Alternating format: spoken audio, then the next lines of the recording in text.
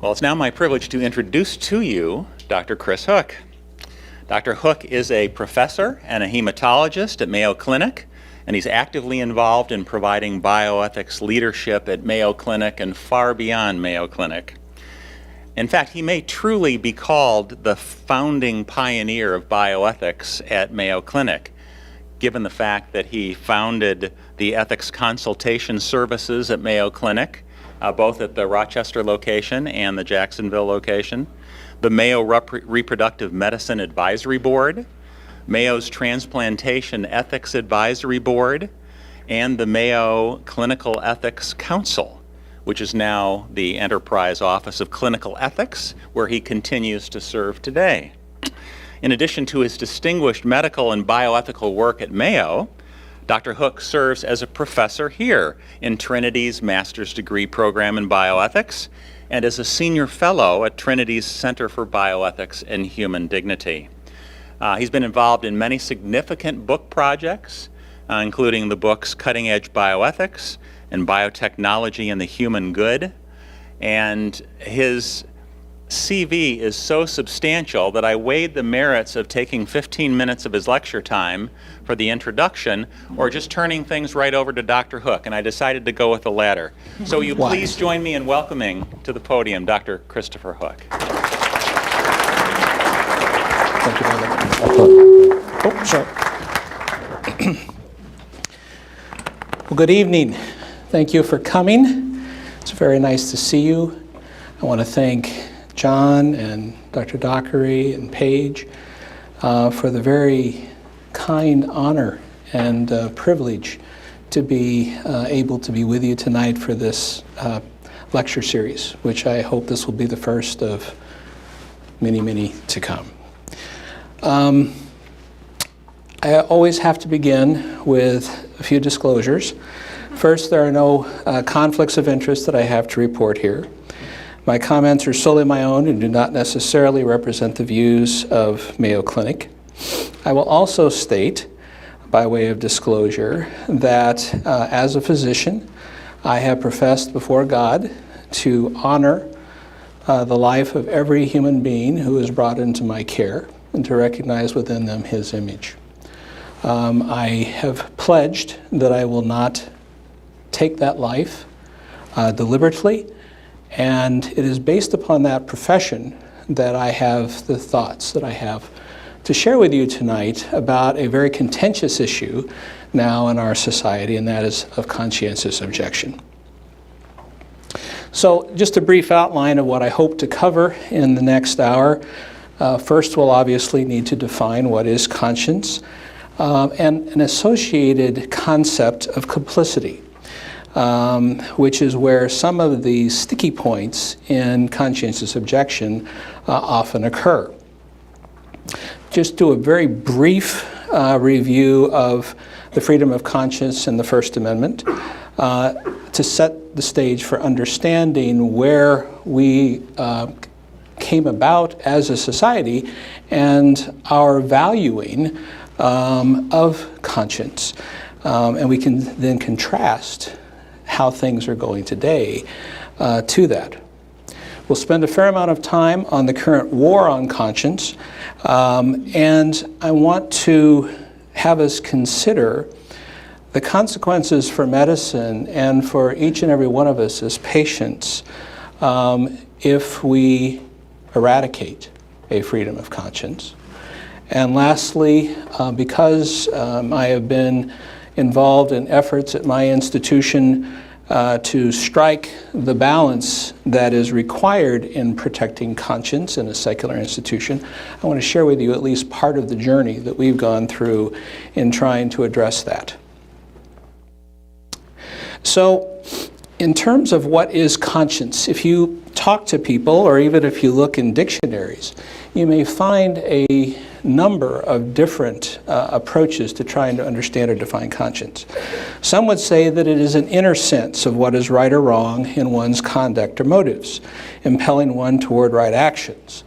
This is almost a non-rational or subjective or unconscious leaning that is occurring.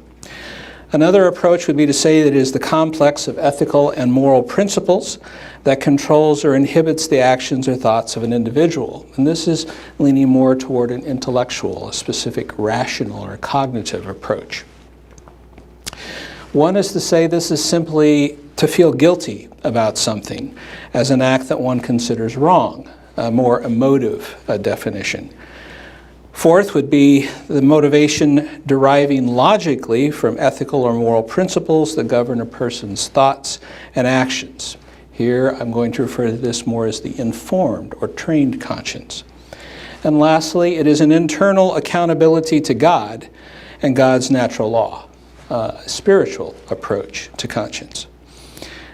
Despite all these different definitions, we can see that conscience is a fairly universal experience and concept. Because if you look in languages around the world, each of them have a term specifically for conscience as being sort of a universal human phenomenon. The Greeks' term syndioresis states that this is an inherent and interior quality of ethical discernment. Now, as I go a little further into defining the conscience, I'm going to be drawing upon a little book that I strongly recognize to any student that wants to consider this more specifically from a Christian perspective. Conscience, What It Is, How to Train It, and Loving Those Who Differ by Naselli and Crowley. Now, you may ask, why am I going straight away to a more religiously based or theologically oriented approach to conscience? It is simply because if you go to other sources that you would think as providing us guidance, such as the DMS-5 of the American Psychiatric Association, there is no attempt to define conscience within the psychological or psychiatric communities.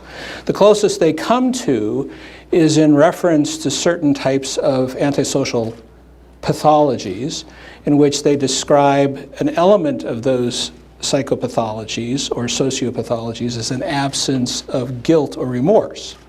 But there's no positive component of that, and therefore they miss a substantial part of what conscience is.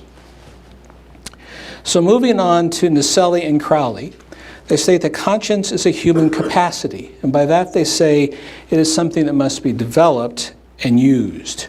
Conscience reflects the moral aspects of God's image, that conscience feels independent. It's a separate voice of judgment. We see from these passages in Romans where it's referred to, if you will, this sense of judgment that occurs in contrast to the law written on the heart. So there's an external sense of condemnation when we violate conscience. Conscience is a priceless gift from God. Like touch, sight, hearing, and other senses, it protects us from harm. Just as through the physical senses we experience pain, conscience is a sense which protects us from moral harm and the consequent effects of that. Conscience is also about right and wrong. It is therefore the moral sense. Importantly, they note that Scripture attests to the fact that you can damage your conscience. You can sear the conscience. You can silence the conscience. And you can make a sick conscience. And here we have passages from 1 Timothy and Titus. Such teachings come through hypocritical liars whose consciences have been seared as with a hot iron. And in Titus, to the pure, all things are pure, but to the defiled and unbelieving, nothing is pure, but both their minds and their consciences are defiled. By violating conscience and acting immorally, we can ultimately sear and burn off the conscience, muting it, rendering it insensitive to sin. Even within the secular literature, this phenomenon has been acknowledged. Robert J. Lifton is a very famous psychiatrist of the latter part of the 20th century. And he spent a lot of time trying to examine the physicians who were involved in either the T4 euthanasia program or involved in the actual workings of the Holocaust, to try to understand how they could do this. What were they going through mentally and emotionally as they did this? And he called the process by which these physicians were able to sort of separate themselves from the grand traditions of medicine about not harming, not killing individuals. And he said that they went through a process called doubling, in which, in essence, they had to develop two personalities, two psyches. One that they employed when they were doing their actions at work, and the other, when they took that hat off, went home and put on to be loving husbands and doting fathers and good neighbors. But he witnessed within them this actual separation, if you will, psychically, of their personalities, and he called that doubling. Then Cardinal Ratzinger, ultimately Pope Benedict XVI, in a brief treatise called On Conscience, he talks a little bit as well about this damaging of the conscience. He said, the feeling of guilt, the capacity to recognize guilt, belongs essentially to the spiritual makeup of man. It is as necessary for man as the physical pain. Whoever is no longer capable of perceiving guilt is spiritually ill. No longer seeing one's guilt, the falling silent of conscience, is in so many areas is an even more dangerous sickness. He who no longer notices that killing is a sin has fallen further than the one who still recognizes the shamefulness of his actions. The silencing of conscience leads to the dehumanization of the world and to moral danger if one does not work against it. Now, associated with conscience and moral responsibility, moral accountability, is the concept of complicity or cooperation. Complicity can be defined as a collective wrongdoing, a partnership in wrongdoing. And we'll touch on this in more detail when we talk about requirements of dissenting physicians to refer for a specific act that they find heinous or wrong in and of itself. Complicity or cooperation can be broken down into some different specific categories. First, there's formal cooperation, where one intends the same object as the principal agent, that is, agrees with or encourages the act. It is morally wrong and never permissible. Then there is the category of moral cooperation, or material complicity, One does not intend the same object, but participates to some degree that accomplishes that object. And this is further subdivided into immediate material cooperation, meaning that the act is necessary to accomplish the aim, which is similar to formal cooperation, not permissible, and mediate material cooperation, which is supporting the activity, but is not necessary for it to occur.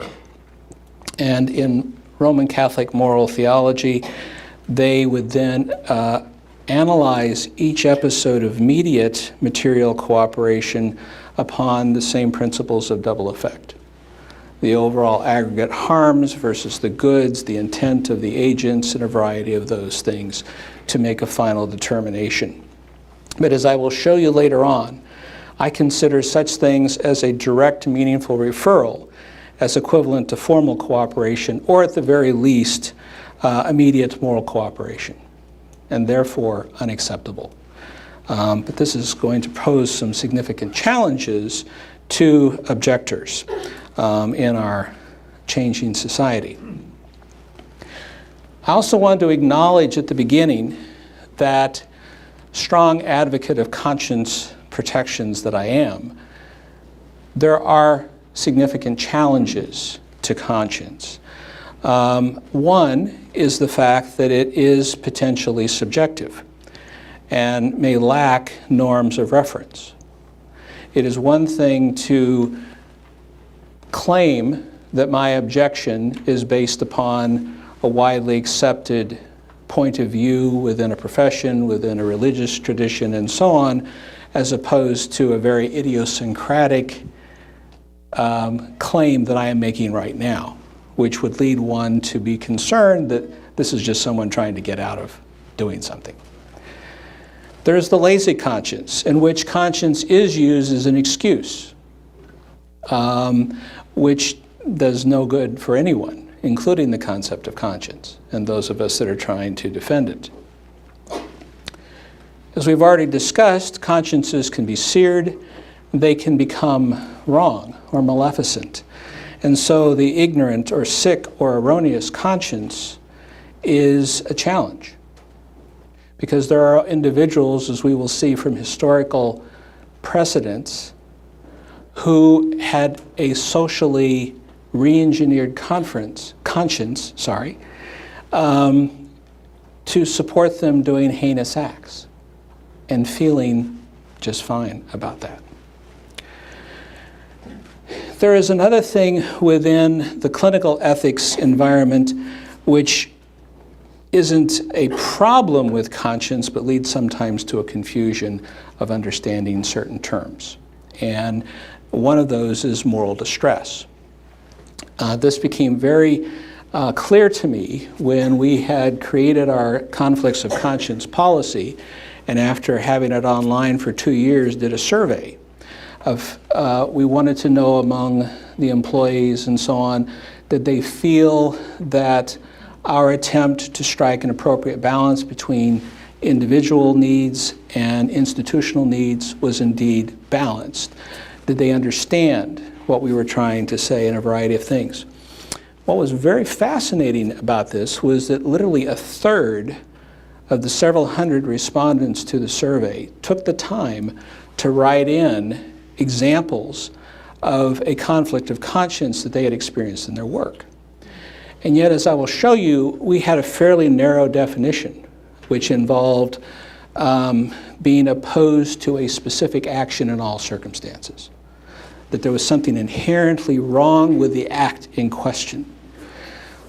Most of the stories that we received were indeed causing the individual's moral distress. They felt troubled. They felt that there was something that was wrong going on, but they didn't fall into that very limited definition, which we had to keep limited in order to be practical. What they were describing is more what has arisen from the nursing literature, but is now being recognized across healthcare professionals, is the idea of moral distress, where it's not so much that I'm being asked to do something that is inherently wrong and that I cannot do under any circumstance, but rather I am confronted with a situation which I know there is a correct solution, there is a right thing for us to do, but I can't do it because of policy, because the family is refusing to let us do the appropriate thing, because of the law or a variety of circumstances. So while the individual's conscience was responding and saying this is wrong, we wouldn't necessarily define that in the limited sense of a conflict of conscience, but rather fitting more into the category of moral distress. And that's a wonderful topic for a future conversation, but is an issue that those of us who talk about conscience run into. And then there is the issue of competing interests. Patients' needs, patients' desires is pitted against the practitioner's claim of conscience protection. The institution may have a need, on one hand, for ethical, trustworthy, conscientious employees versus the institutional need to provide legally permissible, patient-desired goods and services. And how do you strike that balance? And we will talk a little bit about that later on. There are some legitimate critiques about claims of conscience which are very troubling. There was an article a few years ago by Cook and Dickens in which they cited misuses of a 2004 Mississippi law granting conscience immunity, but the circumstances in which that law was claimed included a physician for refusing to undertake a life-saving procedure, which we would never consider in medicine as something one would conscientiously object against. A nurse refusing to undertake hygienic care of an abortion patient, or a hospital staff member refusing to serve meals to an abortion patient. In those situations, the individuals in question were not asked to directly participate in the objectionable act itself, but rather they were being asked to treat another human being in the same way that they treat every other patient that would be coming before them.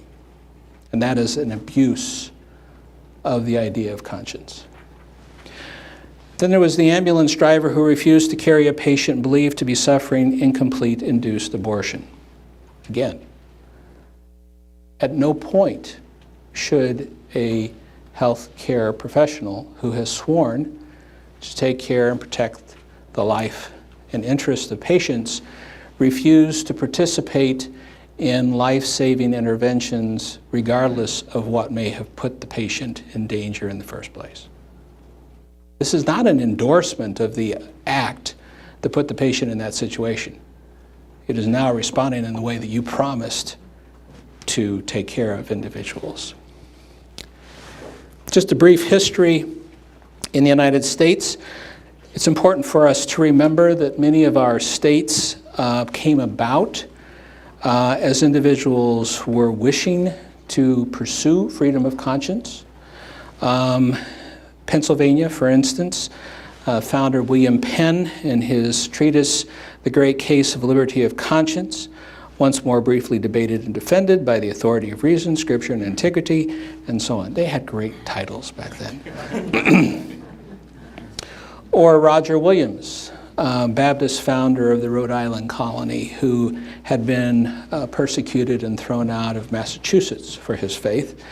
In his work, The Bloody Tenet of Persecution for Cause of Conscience, discussed at a conference between truth and peace. James Madison, who we remember as the author of the first amendments of the Bill of Rights, before that process, wrote in the Virginia Declaration of Rights in 1776, "Religion, or the duty which we owe our Creator and the manner of discharging it, can be directed only by reason and conviction, not by force and violence. And therefore all men are equally entitled to the free exercise of religion according to the dictates of conscience." It's also interesting to note the first draft of the First Amendment.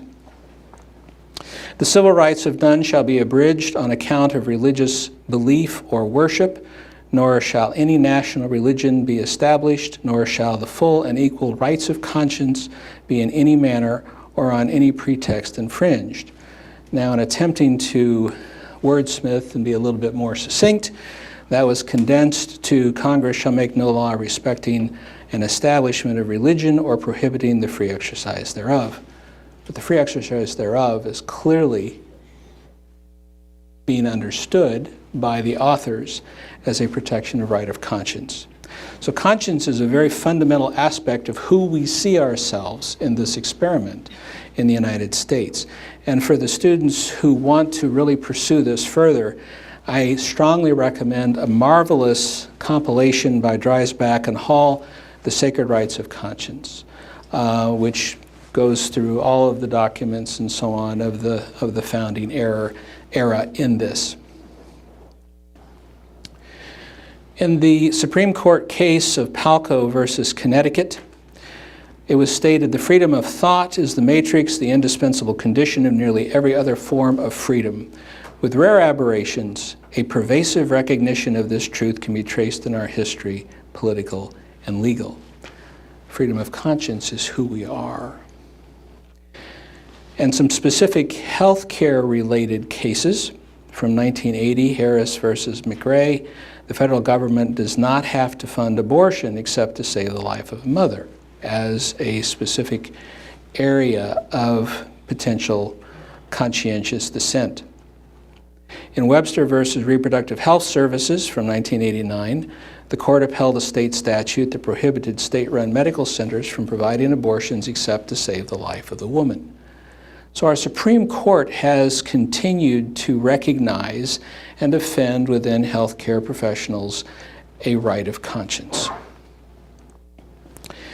The AMA, albeit a shrinking voice in representing medicine, has also acknowledged that conscience plays a role in the healthcare professional's life.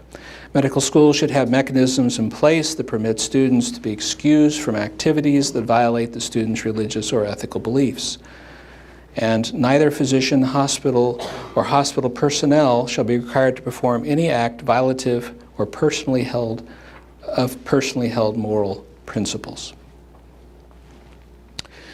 The Universal Declaration of Human Rights of the United Nations also articulates a recognition of conscience and the duty to protect it. But as we go further, we speak of conscience as a right. We're very much in the United States a right-based society. We're always claiming, I have a right to this, a right to that. But what does that mean? Well, first, I think we need to make clear that there are two types of rights. I can go to Paige and other attorneys in the audience to either support me or tell me where I've gotten wrong. But in ethics and in the law, there are two types of rights that are recognized. First, there are negative rights, which imposes duties of non-interference on others. This is actually where most of the First Amendments, the Bill of Rights, are often negative rights of interference. Positive rights, on the other hand, impose duties of assistance on others. And this is where we get sort of sticky in some of the current controversies over conscience in medicine. Do patients have a right to demand abortion and expect that that will be provided to them by all healthcare professionals?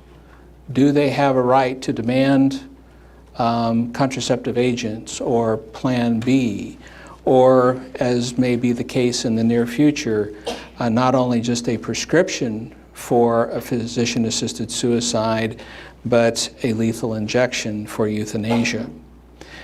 And that's a very different sort of a claim. It's one thing to say, I have the right to be left alone. Okay, I have the right to refuse to do something that I think is wrong, as opposed to saying, I impose on you a positive moral responsibility to give me what I want. Those two have to be clearly understood as different claims.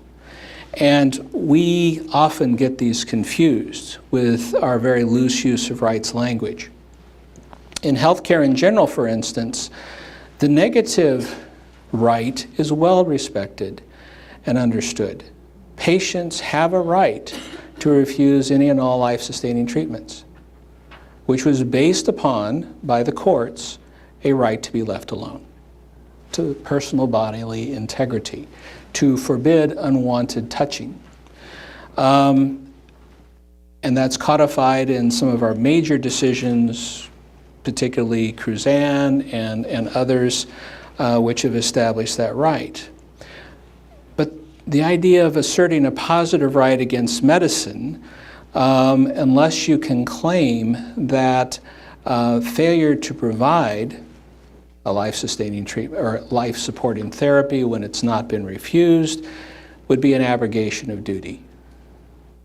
That's a much, much harder claim to prove or to justify. I'm going to take you back to 1997, when the issue of physician-assisted suicide came before the Supreme Court in two cases that year, in which the question was, do patients, or should we say, does the Constitution recognize that a request of a patient for a lethal overdose or a lethal prescription is a constitutionally protected right? And the Supreme Court said no. That when we issued the Cruzan decision, which recognized the right to be left alone, we were in no way stating that this could be transformed into a positive claim. And as Rehnquist, writing for the court, said, In Cruzan, our assumption of a right to refuse treatment was grounded not on the proposition that patients have a right to hasten death, but on well-established traditional rights to bodily integrity and freedom from unwanted touching, the crime of which, unwanted touching, is called battery. Well, what about Roe versus Wade? Didn't Roe versus Wade establish a fundamental right for the claim of abortion? It did not. It again articulated a negative right. It forbade the state from making laws prohibitive of abortion under certain circumstances. They set the limit as the first trimester. But it did not establish a positive claim that a woman should be able to go to a physician and demand an abortion and receive it. This is why it's important to understand the distinction between a negative right and a positive right. And to express the fact that this is more of a negative right, we see a number of significant pieces of legislation over the years. The Church amendments from the 1970s disallow discrimination related to performing or assisting in abortion or sterilization. Protects both the abortion participants and non-participants. Stated that no individual shall be required to perform or assist in performance of any part of a health service program or research activity funded in whole or in part by HHS if contrary to his religious beliefs or moral convictions. In the Public Health Service Act of 1996, it disallows discrimination and the withholding of accreditation for not providing training, performing, referring for abortion. And the Weldon Amendment from 2004 onward disallows discrimination against any healthcare entity because it does not provide, pay for, provide coverage of, or refer for abortion. So if Roe versus Wade was establishing a truly positive right claim, these laws would have been overturned. However, we are engaged in a significant war on conscience. I'll start with the American College of Obstetrics and Gynecology statement from 2007 and reaffirmed in 2013, entitled The Limits of Conscientious Refusal in Reproductive Medicine.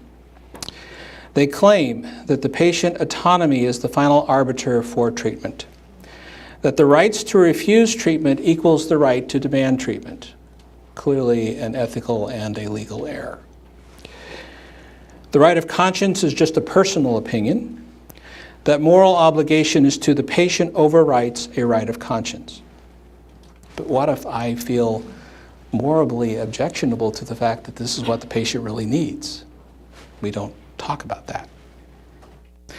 That inconvenience imposes providers' beliefs on patients. Okay? That objectors, if they will not perform the act, must refer, and as we've already hinted at, this is a form of formal complicity and therefore morally unacceptable. If you can't timely refer, you must provide. And those who refuse to provide abortion should only practice in areas where abortion services can be provided by sufficient others.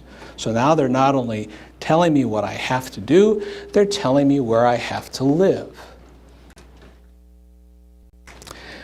Then we can go to that moral exemplar of ethical rectitude, Governor Blagojevich, who engaged in his little crusade against pharmacists. He stated, pharmacists, like everyone else, are free to hold personal religious beliefs, but pharmacies are not free to let those beliefs stand in the way of their obligations to their customers. And his administration brought several suits against various pharmacists and pharmacies. Judge Gene Scott of the U.S. District Court for Central Illinois Springfield decision fortunately refused those cases. She stated that the pharmacist had brought a valid claim of alleging religious discrimination, and that the rule Governor Blagojevich had issued was issued specifically to force pharmacists with religious objections to Plan B or other forms of contraception to fill prescriptions for such despite those objections. It was a nice defense of the free exercise clause. In response to ACOG, in response to various cases like this, Secretary of HHS Dr. Mike Leavitt, before the end of Bush II administration, issued a regulation to implement conscience-protecting laws. After a 30-day public comment period, the regulation went into effect January 22nd of 2009. The rule stated that it was to prohibit discrimination in the employment, promotion, termination, or the extension of staff or other privileges to any physician or other healthcare personnel because he performed, assisted in the performance, or refused to perform, or refused to assist in the performance of any lawful health service or research activity on the grounds that his performance or assistance in performance of such service or activity, don't you love legalese? Anyway, would be contrary to his religious beliefs or moral convictions, or because of the religious beliefs or moral convictions concerning such activity themselves. And literally, within the first few days of the next administration, with a very, very troubled country at the time, one of the very first acts that President Obama did was to specifically halt that rule. It's very interesting the intent of why that had to be one of the first activities that this administration focused on. Subsequent to this, none of the thousands of pages of the Affordable Care Act specifies or supports healthcare worker right of conscience. And in contrast, it mandates federal and private funds pay for abortion, overturning decades of protecting taxpayer freedom of conscience to be free from paying for voluntary abortion. We've had other luminaries who have gone as far as to simply state that deep-seated cultural codes and religious beliefs and structural biases, one of which is somehow belief in the rights and humanity of the preborn, have to be changed. The current chair of the DNC issued last year a very strong statement stating that if you're going to be part of this particular party, you either support abortion or you get out. And I understand here in the election today, you have a pro-life Democrat who was abandoned by his particular party because he dared to conscientiously want to go a different way. The ACLU has openly declared a war against conscience. Their stated goal is to force all hospitals, including Catholic hospitals, to provide abortions. When religiously affiliated organizations, they write, move into secular pursuits, such as providing medical care or social services to the public or running a business, which, by the way, I'd like to challenge that in the first place. What is the origin of the hospital in Western civilization? The church. Okay? Who provides 1/6 of all health care in the United States? The church. All right? So medicine is not strictly a secular endeavor. There are secular institutions, but medicine is nowhere defined as a strictly secular endeavor. Sorry for the aside, but I think it's important to point that out. That these institutions should no longer be insulated from secular laws. In the public world, they should pay by public rules. ACL director at the time, Ira Glaser, said their ultimate goal is to eliminate conscientious exemptions. Measures that allowed hospitals, their staff, or any other person to opt out of providing abortions, sterilizations, or contraceptive should be opposed at all costs. And not surprisingly, they are joined by Planned Parenthood, who stated that while everyone has the right to their opinions about reproductive health care, including abortion, it is important to remember that the conscience that matters most belongs to the patient. Healthcare providers who object to providing certain services still have an obligation to respect the rights of their patients and to enable them to access the health care they need. Planned Parenthood has specifically opposed several hospital mergers between public and religious nonprofit hospitals because of the potential impact this might have on abortion delivery, forcing continued unnecessary duplication of the vast majority of other medical services. Do you understand what I'm saying there? By forcing institutions to remain separate for a given area, you are duplicating services. You're increasing the expense of health care. But abortion is the only thing that matters. Okay? It's also interesting to note that one of the proposals to try to diminish some of the conflict between pharmacies and patients when it comes to things like Plan B or contraception has been a proposal to make these agents over the counter so that they don't require a prescription. They don't require a pharmacist specifically to fill the prescription and render it. That would reduce some of the tensions, right? Planned Parenthood opposes this. Why do you think? Profits. They're more interested in profits than they supposedly are in protecting the reproductive rights of women. Well, this administration has decided not to play or continue what the previous administration had done, and they have recently created a new subsection of division of HHS, the Conscience and Religious Rights Division, and they have engaged in, again, re-articulating conscience rights protection. It is very interesting to see that in the first month of operation, this office have received over 300 separate complaints of violation of conscience from healthcare professionals around the country. Not surprisingly, Cecile Richards feels that this is a wrong sort of thing. She states that it is shameful for doctors to opt out of performing abortions because of religious, moral, or personal objections. I will try to be kind here.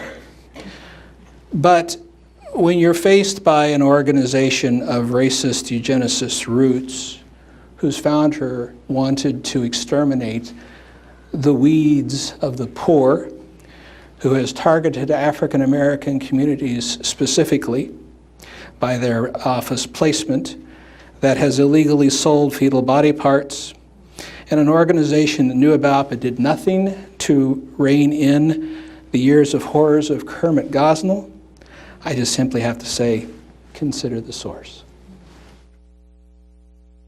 Of course, the newspaper of note, the New York Times, came up with this recent headline in an editorial: "The White House puts the Bible before the Hippocratic Oath." Let's look at this.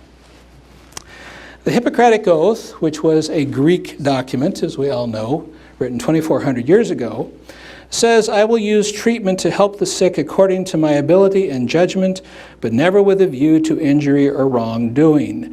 Neither will I administer a poison to anyone when asked to do so, nor will I suggest such a course, nor will I give to a woman an instrument," in other translations, a pessary, "to produce abortion." It is one of the promises that the medical profession has issued for over 2,000 years, which has allowed it to be trusted. It is the promise that we do not kill deliberately, that we do not murder. Now, admittedly, the Bible certainly supports that contention, but where are we coming up with this thing that we're pitting the Hippocratic Oath against the Bible? See, there's a very perverse understanding of what it means to be a professional at this point, and we will talk about that.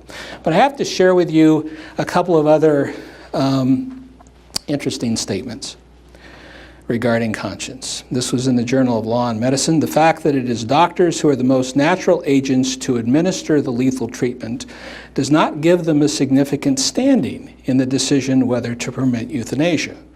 The mere participation or involvement by an agent in a morally questionable express practice does not, by that fact alone, entail that the interest of the agent ought to have a bearing on the moral status of the practice in question. Amazing. Amazing. Healthcare professionals are conscienceless automatons, according to this. I'm going to move forward. Canada, as we will hear a little bit more, is a real battleground for the issue of conscience right now. There was a case that involved a 25-year-old woman who could not obtain a prescription for contraceptives at a clinic because the physician did not prescribe them for reasons of medical judgment as well as professional ethical concerns and religious values. She obtained the prescription, there's the map, 2 minutes away. 2 minutes away. A crusade was started against the physician and two colleagues with the same views. The crusaders argued that in a secular state healthcare system, physicians should be forbidden to act on their moral or religious beliefs. This Canadian legal expert, Amir Adaran, says that doctors can't refuse to help a patient die no matter what they say. I don't know if you're all aware, but in 2016, the Canadian government passed a law permitting physician-assisted suicide and euthanasia, for which there was significant concern among many of the physicians that they did not want to participate in this. Legal expert Adaran said, granted, some doctors conscientiously object to assisted dying, but if the situation arises, they cannot refuse to help their patients access what is now part of the legal standard of care. Anyway, those doctors whose conscientious objection to assisted death is absolute could always migrate into a specialty where the subject would never come up. Radiology, dermatology, pathology, obstetrics, well, then there's other issues there. Or any type of medical research. Why is the Canadian Medical Association fighting this? Simply put, some of its members are bigoted against patients who choose to die. And the CMA is siding with those bigots over their patients. Sorry for being snarky, but I'm concerned about the legal standards for attorneys in Canada, because the Carter versus Canada decision, which opened the door for the legalization of physician-assisted suicide and euthanasia, said, quote, nothing in the declaration of invalidity which we propose to issue would compel physicians to provide assistance in dying, and that, quote, a physician's decision to participate in assisted dying is a matter of conscience and in some cases of religious belief, unquote. Yet, in an act of treason against the medical profession and against patients, the College of Physicians and Surgeons of Ontario issued a statement stating that an effective referral must be provided by the physician who objects to killing their patient. An effective referral means a referral made in good faith to a non-objecting, available, and accessible physician, nurse practitioner, or agency. And then they clarify their position by saying the college does not consider providing the patient with an effective referral as assisting in providing medical assistance in dying. Well, this obviously betrays a complete and total lack of knowledge of morality or ethics, but it is a breathtaking statement of demanding complicity. Well, why not refer? Well, a referral means I endorse the competency, judgment, and ethics of the doctor I'm referring to. I would not refer to someone that I did not trust, nor that I believed would not provide the best care for my patient. As a referring physician, I enter into a professional relationship with them. I believe that they will not deliberately harm or kill. And consequently, if I refer to a physician who I know is going to kill that patient, it is a direct act of complicity in any way that you can understand that term. And despite that, an Ontario court just recently ruled that those physicians who oppose assisted death must refer the patient. It's a very clear example that the law is not necessarily ethical or rational, and that what is ethical is not necessarily legal. To make matters worse, Prime Minister Trudeau recently made a statement that an organization that has as its stated goal to remove rights from Canadians, and by this he's referring to any organization that might question the validity of abortion, okay, can't even talk about it anymore because you're in violation of the spirit of the Canadian Charter. So not only are we forcing people to violate their conscience, we've gone so far as to simply say, and don't even question. Don't even talk about it.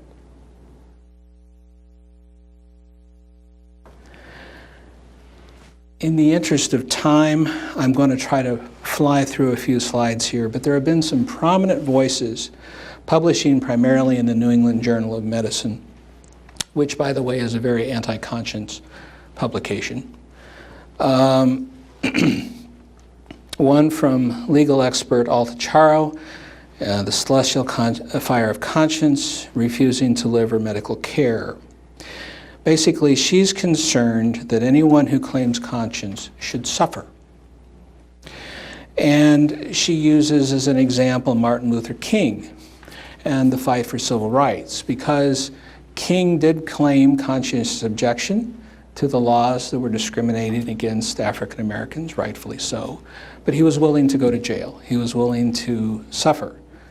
So she's wanting to extend that willingness to be a normative claim, that individuals who claim conscience should suffer. They should pay for their effrontery in claiming conscience.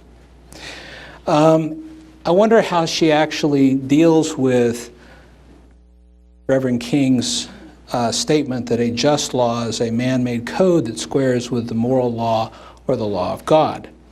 An unjust law is a code that is out of harmony with the moral law. To put it in terms of St. Aquinas, an unjust law is a human law that is not rooted in eternal law and natural law. Then she says, for healthcare professionals, the question becomes, what does it mean to be a professional in the United States? Does professionalism include the rather old-fashioned notion of putting others before oneself? Should professionals avoid exploiting their positions to pursue an agenda separate from that of their profession? And perhaps most crucial, to what extent do professionals have a collective duty to ensure that their profession provides non-discriminatory access to all professional services? So I think this expresses a very commonly articulated but highly mistaken view of what a professional is. So if we recognize that medicine has been for over a century the paradigmatic profession from the perspective of sociology and a variety of other views of trying to define a profession, we recognize that it begins with literally an act of profession, a promise, a claim. Okay? And for those individuals who make this claim, in the case of physicians, and for centuries, making the promise that I will not kill my patients, that I will employ my treatment for their benefit, not for their harm, that I will not engage in abortion, this group of claimants, of professors, is allowed by society to create their own code of behavior that is respected by the rest of society. Okay, so it's an extension to say that a procedure which has been now allowed to occur legally is professionally mandated. They don't directly lead from point A to point B. And yes, physicians profess to place the interest of the patient as one of the highest values, to the point of working long hours, of neglecting their family, of doing a whole variety of other things for the good of patients. But it doesn't translate into the fact that my concern for the benefit of my patient requires that I kill them or engage in a clearly unethical form of behavior. Similarly, Zeke Emanuel, the primary architect of the Affordable Care Act, and who recently stated in an Atlantic article that he wants to die at 75 and thinks you should too, co-wrote this article, Physicians Not Conscripts, Conscientious Objection in Healthcare, in which he states that physicians' ethical responsibility is to place patients' welfare above the physician's own self-interest. Therefore, there should be no claim of conscience. Well, actually, what that statement means, which he quotes from the AMA Code of Ethics, is our duty to avoid conflicts of interest and to engage in non-discrimination of the patient based upon race, sex, age, financial wherewithal, social position, and a variety of those things. That's what that actually means. But he wants to go on and claim that abortion and sex changes are the basis of fundamental universal medical practice, which I would claim is not necessarily true. As a hematologist-oncologist, I have engaged in neither in the last 30 years. Okay. Nor do I see myself doing so in the near future. He also does not understand what it means to engage in an active profession and what that means. Then there's the Canadian philosopher, Udo Schulink, who has claimed and who had a substantial influence on the Canadian policies that doctors have no right to refuse medical assistance in dying, abortion, or contraception. And I like the way he views medical professionalism, that medicine is a service industry. Well, I agree, we provide a service. But so does McDonald's. So does Shopko or Target or whatever the case may be. We're not just a service industry. We are a profession who has an ethos which you can depend upon, or should historically have been able to depend upon. That is changing. So, admittedly, I mean, it's attractive to put on the wall of your practice, you deserve a break today, or have it your way, but that's not what medicine is. Well, I want to begin to share with you a little bit about what we've tried to do at Mayo. We began with a question: what do we expect from our healthcare professionals? We expect them to be competent and committed to maintaining competence. We expect them to be trustworthy, that they won't take advantage of us, our situation, or our vulnerability, that they are committed to confidentiality, that they are honest, even when uncomfortable or inconvenient, that they are dependable, that they're willing to advocate for us to our institutions, our insurers, the government, and society. That is, we expect them to have moral courage. We expect them to be compassionate, altruistic, committed to avoidance of unnecessary harm, non-maleficence, and committed to the patient's and coworkers' safety and well-being. In other words, we expect our caregivers to be individuals of high moral virtue, to be conscientious, and thus to have well-developed consciences. An individual who has the highest valuation of each human life is an employee who subscribes to concerns about patient welfare and society. But this is not what these folks I have quoted have in mind for a physician. Recognizing that my institution has had a very strong commitment to those virtues. When we first examined this back in 2002, it was my claim that the conscience and moral integrity of each individual Mayo staff member is one of the most precious resources the institution and each individual possesses. Again, we do not allow discrimination based upon these various attributes of patients. And we tried to sort out the difference about where the objection would occur. And while I will acknowledge that this is not a perfect formula, it was a place to start. That when we object conscientiously, we are objecting to an act, to the performance of a specific act that has moral import, not against persons. So we would stay away from the discrimination sorts of issues. And that was where our narrow definition that I referred to earlier came from, was that I would not do an abortion, period, except in the very, very rare circumstance in which it was indeed to save the life of one so we do not lose two. I would never directly kill a patient, okay? So those are acts that I am objecting to. And I can be very consistent to my employer that I am not going to do that in any circumstance. So how do you find that balance between, again, the organization's interest and the employee's interest? The employee has the interest of maintaining personal integrity, of maintaining professional competency, and performing meaningful work. The organization is interested in patient safety, providing excellent patient care, providing legally permissible goods and services, but also to employ and retain effective staff, those conscientious staff that I was talking about.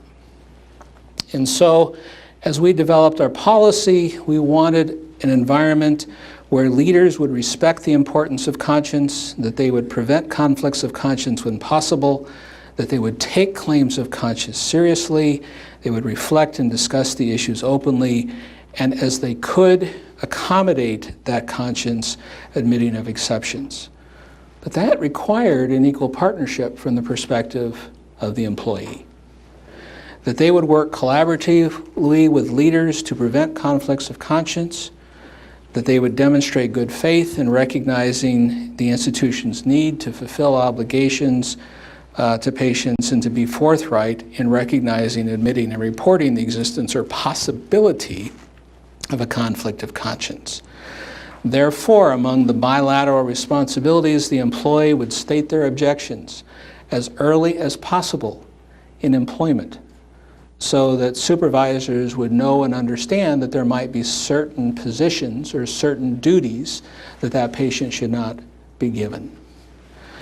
That they would do their best to avoid the situations, be prepared to accept alternate service, but still be committed to providing for patient safety and to become an active participant in the conversation.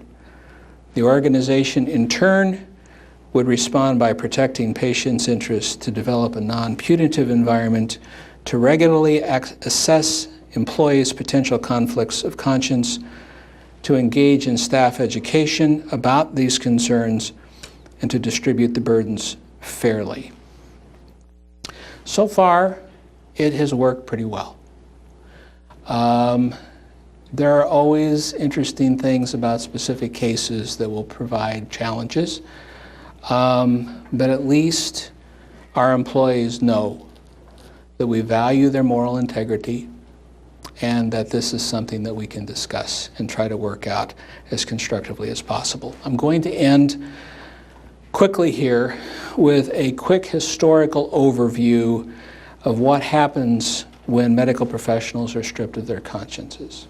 I'm passionate about history and what it has to teach us about ethical issues. As we are celebrating, if you want to use that term, the 100th anniversary of the Russian Revolution, we can, for instance, notice how the Russian society, the Soviet society, treated physicians and the idea of conscience.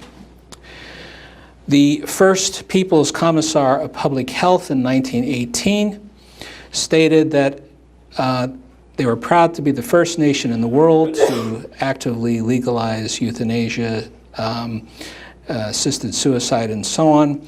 But he said the first task of the so-called doctor's ethics is a political education of a medical doctor. In 1928, a Soviet physician said a notorious professional ethics was severely criticized because there should be only one ethics for everybody, Marxist-Leninist ethics. We should truly to Sovietize ourselves and subordinate all our activity to the interest of the new community. Only such ethics would guarantee us a proper place in the chain of the whole Soviet system. Not much room for conscience in this community. In China, during the years of the one-child policy, physicians were expected to forcibly perform abortions or terminations on pregnant fetuses if it violated the one-child rule. Back at the end of World War I, among the German medical community, one of their slogans was, "Eugenics is the highest form of ethics." In 1920, again, I'm trying to point out to here that this was well before anyone had heard of National Socialism. This was a society whose medical community had chosen to promote the virtues of the state over the patient. This was well established before anyone heard of a Nazi. In 1920, Host and Binding published their publication, Permission of the Destruction of Life Unworthy of Life, basically declaring that there were individuals that not only could be killed, but probably should be killed by the medical community because of the burden they imposed upon the state. And the propaganda posters were frequent, trying to show the substantial costs of the infirmed, of the disabled, compared to how this money could be used more constructively for the population. This poster states 60,000 Reichsmarks is what this hereditarily ill person will cost the national community over the course of his life. Citizen, this is also your money. And they considered these individuals, along with the Jews and other groups, as infections of the society that needed to be wiped out for the general public health. Surgeons of the Volk, as they called themselves. Going back to Robert Lifton in another publication of his, he said, "There is another dimension of medicalized killing, one that I believe is insufficiently emphasized. Killing as a therapeutic imperative. This kind of imagery was dramatically revealed in the words of an SS doctor in response to a question posed to him in Auschwitz by a distinguished surviving physician, Dr. Ella Liggins-Reiner. Pointing to the chimneys in the distance, she asked, 'How can you reconcile that with your Hippocratic oath?' His answer was, 'When you find a gangrenous appendix, you must remove it.'" So it's not strange that I am frightened by comments such as these. Dr. Troyan Brennan wrote in his book, Just Doctoring, traditional ethical notions must be modified because doctors can no longer say the patient comes first, for they must consider the hospital, the group practice, and the publicly improved reimbursement scheme. A new notion of medical ethics is needed which takes into account the virtues of the liberal state.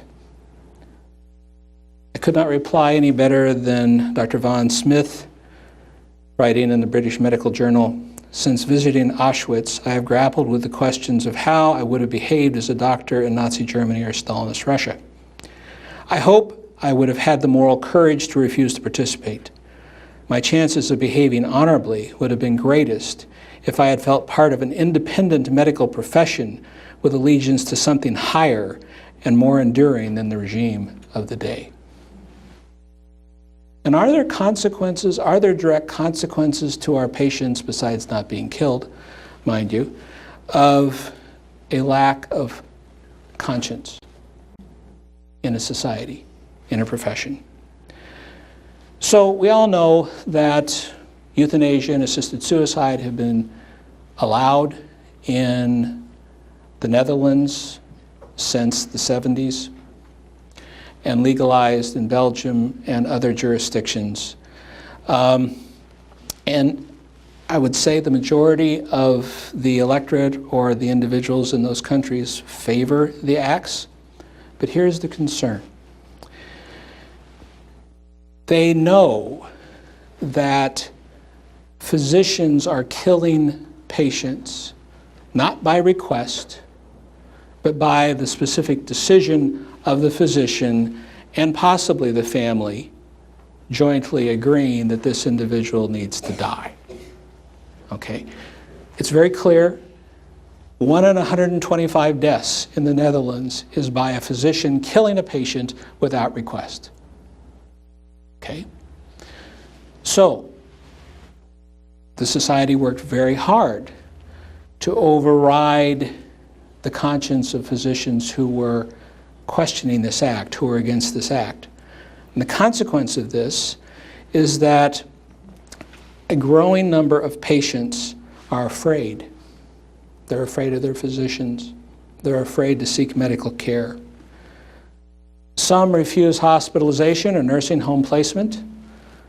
Some have tried carrying cards in their wallet, the declaration of the will to live, as opposed to our living will, which says that I don't want you to kill me, and hope that someone will respect that. Some go so far as to make the institution sign a contract with them that they will not be killed during that admission. To make matters worse, the Netherlands, and soon now the Canadian program, has implemented a program of organ donation by euthanasia, creating a clear conflict of interest for the state and for physicians to do this. And it's also not helping that there are these publicly published analyses by the Canadian authorities that have shown how much money they will save if we euthanize more patients. Leading individuals such as Christine Nagel to have tattooed on her arm, "Don't euthanize me." And she stated, financially, it will become the salvation to our overburdened healthcare systems. Our government and Supreme Court do not, of course, mention anything about money, but they do warn us that within a few years, seniors will outnumber the rest of the population and will need an army of caregivers to cope with them. That will be costly. Inevitably, euthanasia will become a more socially acceptable way to solve this problem. She already knows that if she leaves another advance directive, it will probably be ignored in that state. In our country, the disability rights groups are fighting the spread of states with assisted suicide laws. Why? Because they know that they will be preyed upon in a system that does this. So if you force physicians to violate conscience, if you force them to do what the state considers to be legal or in the best interest, regardless of the ethics of the act in question, clearly, demonstrably, unquestionably, this will take medicine from being the most trusted profession next to the clergy in the past to being a profession unworthy of trust, and justifiably so. And that, to me, to all of us, is a tragedy. A few final quotes. From freedom does not have a purpose, when it does not wish to know anything about the rule of law engraved in the hearts of men and women, when it does not listen to the voice of conscience, it turns against humanity and society. John Paul II. Denying one group of citizens the right to act on their conscience puts each citizen in jeopardy of losing First Amendment rights. Denying healthcare professionals the right to act on their conscience puts patients at risk of being cared for by those who are less than professional, those whose character attributes essential to quality care are compromised. This from a self-described pro-choice atheist. The extent to which an institution seeks to expunge individual conscience and moral autonomy is the extent to which it is totalitarian and dangerous.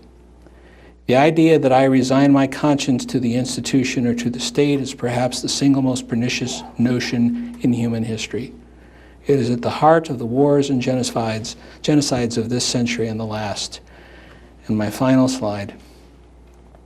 I have thought for a long time now that if someday the increasing efficiency of the technique of destruction finally causes our species to disappear from the earth, it will not be cruelty that will be responsible for our extinction, but the docility, the lack of responsibility of the modern man, his base, subservient acceptance of every common decree. The horrors which we have seen, the still greater horrors we shall presently see, are not signs that rebels, insubordinate, untamable men are increasing in number throughout the world, but rather that there is a constant increase, a stupendously rapid increase in the number of obedient, docile men. Men without chests, men without conscience. Thank you.